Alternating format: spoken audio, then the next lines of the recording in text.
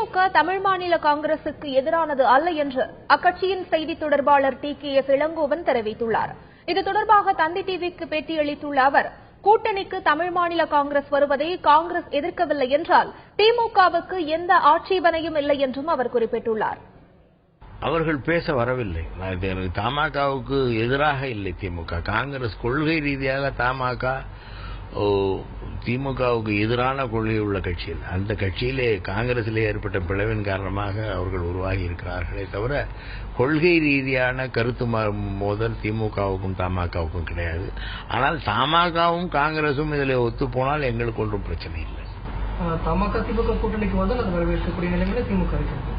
நாங்கள் கூட்டணிக்கு அழைக்கவில்லை. அப்படி அவர்கள், ஏனென்றால் கூட்டணிக்கு எங்களோடு சேருகிற ஒரு கட்சிக்கு உரிய மரியாதையை கொடுக்க வேண்டும். தலைவர்கள் அவர்கள் உறுதியோடு இருப்பார்கள்.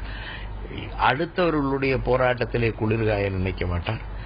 எங்களோடு காங்கிரஸ் கூட்டணியிலே வர ஒப்புக்கொண்டு பேச்சுவார்த்தை நடத்தி கொண்டிருக்கின்ற நிலையிலே தமாக வரவை காங்கிரஸ் எதிர்க்கவில்லை என்றால் எங்களுக்கு தடை இல்லை.